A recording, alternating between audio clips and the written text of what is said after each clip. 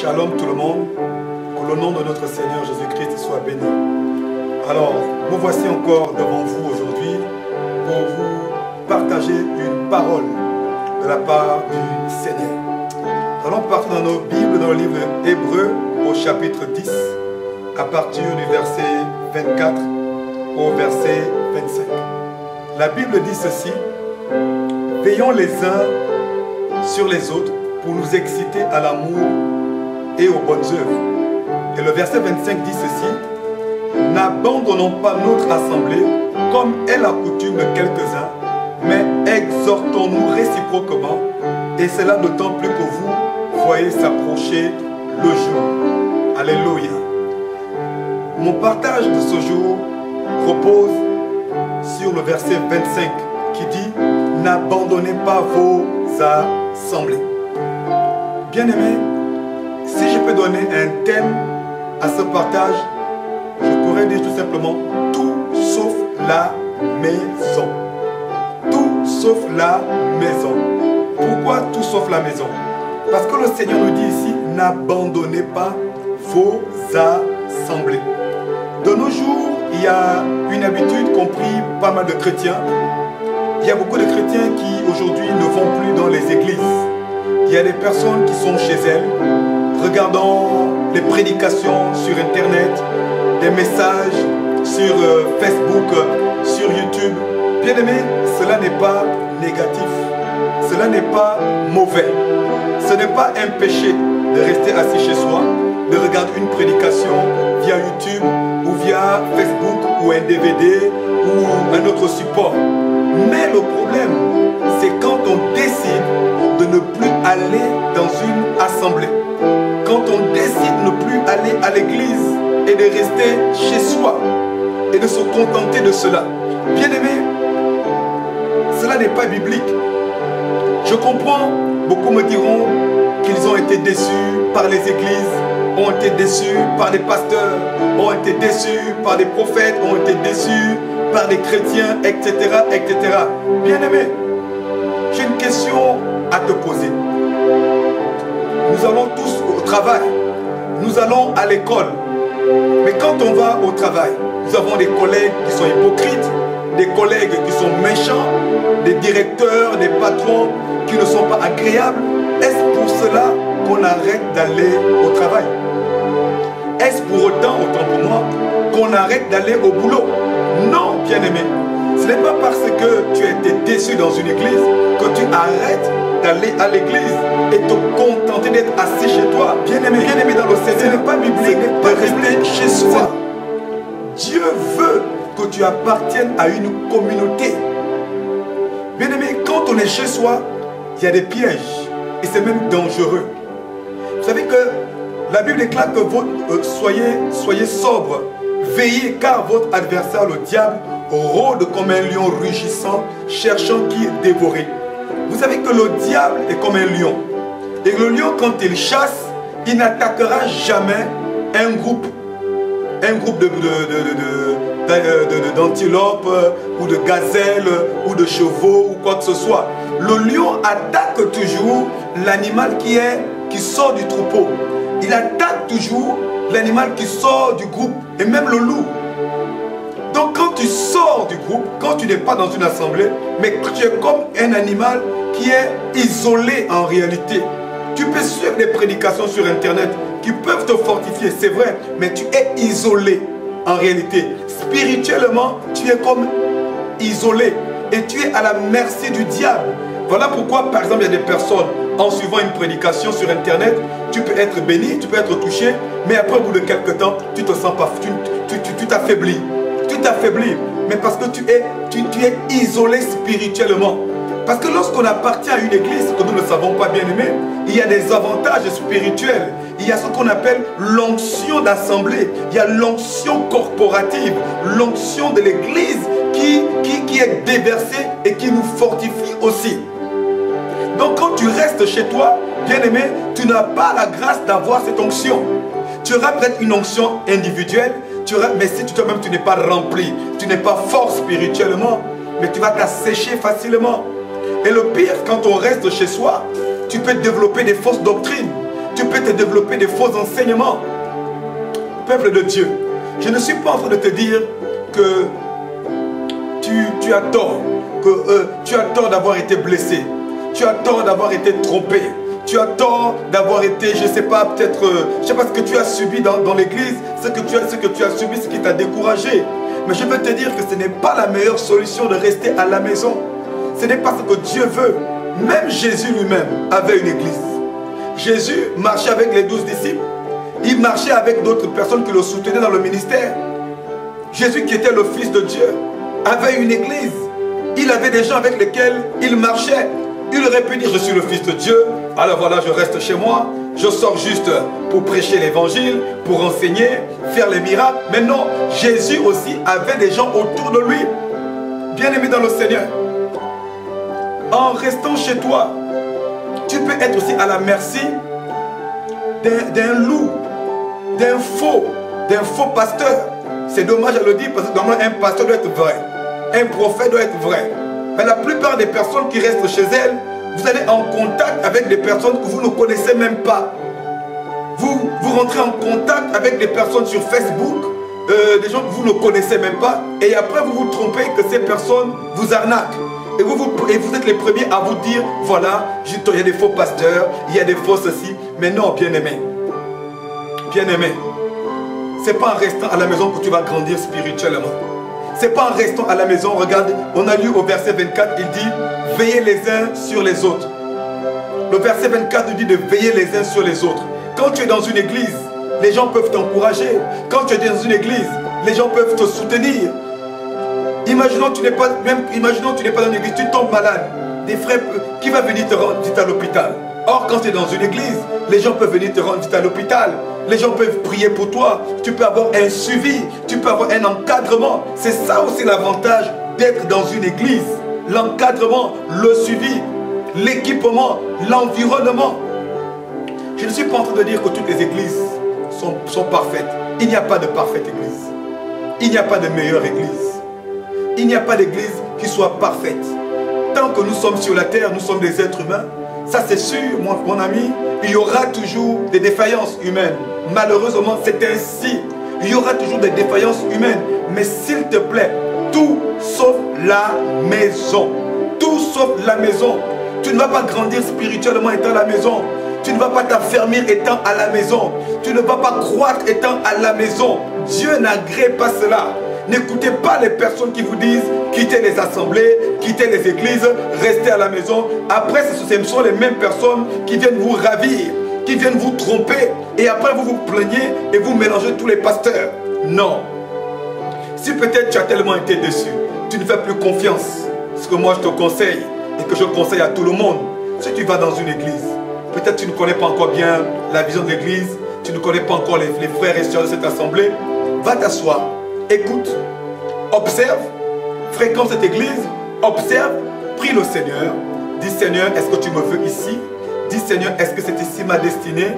Est-ce que c'est ici que tu as prévu que je dois m'accomplir?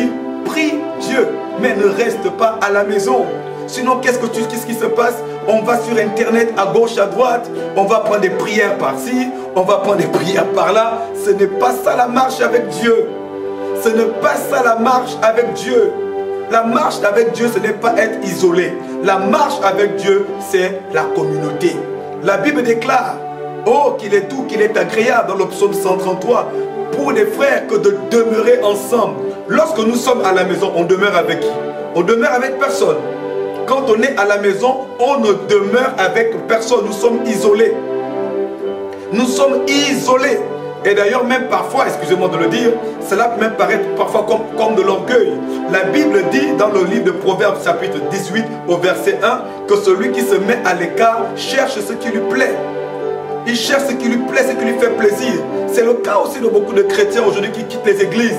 Peut-être que l'enseignement ne leur convient pas. Peut-être que Dieu a peut-être voulu utiliser un homme de Dieu pour les redresser. Et ils disent non, j'ai été déçu, j'ai été blessé. Bien-aimés dans le Seigneur, tant que nous serons sur la terre, je dis bien tant que nous serons sur la terre, nous ne sommes pas encore au ciel. Nous ferons toujours face à l'imperfection. Tout ce que Dieu nous demande, c'est de prier, d'être patient, Et si, souvent j'attends, d'autres disent toujours dans cette église, il n'y a pas d'amour. Dans cette église, les gens n'ont pas d'amour. Mais la question, bien aimée dans le Seigneur, si nous avons d'amour et que dans l'église où nous sommes partis, il n'y a pas d'amour, ben nous donnons l'amour que nous avons. Que par notre amour, les gens soient transformés. Que par notre amour, les frères et sœurs de l'église qui n'ont pas d'amour, que nous puissions les impacter et qu'on leur montre le véritable amour. Et qu'ils soient transformés par l'amour que nous avons. La Bible nous déclare aussi que l'amour supporte tout, l'amour est patiente. Si nous avons vraiment l'amour, comme nous le prétendons, alors qu'ils ne l'ont pas. Mais Dieu nous dit dans sa parole que l'amour est patiente. L'amour supporte tout. Donc on doit supporter. On doit supporter si nous arrivons dans une assemblée où les gens, entre guillemets, je dis bien entre guillemets, n'ont pas d'amour. Alléluia. Enfant de Dieu, je ne suis pas en train de te condamner. Je ne suis pas en train de te juger. Je veux seulement t'encourager à reprendre le chemin de la maison de Dieu. À reprendre le bon chemin. Parce qu'à la maison, tu ne seras pas affermi comme tu le penses. À la maison, tu seras à gauche, à droite. Un coup, tu vas me regarder comme tu me regardes ce soir. Un coup, tu vas regarder un autre pasteur. Un coup, tu vas regarder un autre prophète. Un coup, tu vas regarder un autre bishop. Ce n'est pas ça la marche avec Dieu. La Bible déclare que heureux ceux qui sont plantés comme un arbre. Comme un arbre. La Bible déclare que ceux-là, ils portent des fruits en chaque saison. Et leur feuillage ne flétrit jamais. Tu es planté où? Si tu n'es pas quelque part, tu es à la maison. Tu dois te planter près d'un courant d'eau. L'eau, elle est où? L'eau, c'est l'église. C'est là où les saints se réunissent. C'est là où les saints se réunissent. Là où les saints se réunissent, c'est là aussi que la bénédiction descend. Selon le psaume 133, la Bible déclare que c'est là que l'Éternel fait descendre la bénédiction. Elle descend comme la rosée de l'Hermon. Elle est comme l'huile que l'on verse sur la tête d'Aaron et qui descend sur sa barbe et qui se répand sur le pan de ses vêtements. Alléluia. J'aimerais aussi dire une chose qui est une réalité. Beaucoup de personnes aussi aujourd'hui, oui, moi je suis un prédicateur de la justice et de la vérité. Beaucoup de personnes aussi, malheureusement, ne veulent pas être dans les assemblées. Pourquoi? Tout simplement parce qu'elles veulent un certain sentiment d'indépendance. Voilà, je suis chez moi, je fais ce que je veux, on n'a rien à me dire, on n'a rien à m'enseigner, on n'a pas à me corriger. Mais bien aimé, ce n'est pas ce que Dieu nous veut, ce n'est pas ce que Dieu demande. Si nous sommes enfants de Dieu, nous devons être enseignés. Et si nous sommes enseignés, les gens doivent aussi nous reprendre, les gens doivent nous corriger. Si on est chez soi, on a l'impression que tout ce qu'on fait est bon. C'est en côtoyant les autres qu'on saura est-ce que je suis dans la bonne direction. Ce n'est pas en étant chez moi, en me regardant les prédications à gauche, à droite, que je suis convaincu que je suis aussi un bon chrétien ou un bon croyant. Non, c'est en étant aussi dans la communauté que je serai évalué. Que je serai évalué, est-ce que j'ai vraiment aussi cet amour? Est-ce que j'arrive à m'insérer en société? Est-ce que j'arrive à vivre avec mes frères et mes sœurs? Les disciples étaient réunis dans une chambre haute à la Pentecôte. C'est comme ça que l'onction est descendue. C'est comme ça que le Saint-Esprit est descendu. Mais si chacun était à gauche, à droite, vous savez, le Seigneur était apparu à plus de 500 disciples. Mais ce jour-là, il n'était que 120. Il n'était que 120. Mais la Pentecôte n'est pas arrivée chez les autres qui n'étaient pas avec eux. La Pentecôte est descendue là où il y avait les 120 réunis. La Pentecôte n'est pas descendue, l'Esprit n'est pas descendu chez ceux qui n'étaient pas dans la chambre haute. 500 personnes le savaient, que le Seigneur avait fait la promesse que la Pentecôte devait arriver. Mais il n'était là que 120. Et c'est seulement sur les 120 que le Saint-Esprit est descendu. Bien-aimé dans le Seigneur, je vais t'encourager aujourd'hui à quitter ta maison, à quitter ton sofa, à quitter ta chaise où tu es habitué à t'asseoir, à suivre les prédications sur Internet. Les prédications sur Internet ne sont pas mauvaises. Je suis content parce qu'elles bénissent les enfants de Dieu. C'est une bonne chose. Il y a des personnes qui n'ont pas d'église, mais qui font des vidéos, qui encouragent les enfants de Dieu, qui ont des ministères sur Internet. Je bénis Dieu pour ces canaux. Je bénis Dieu pour ces ministères. Alléluia. Mais ça ne veut pas dire que pour autant, tu ne peux plus être dans une église.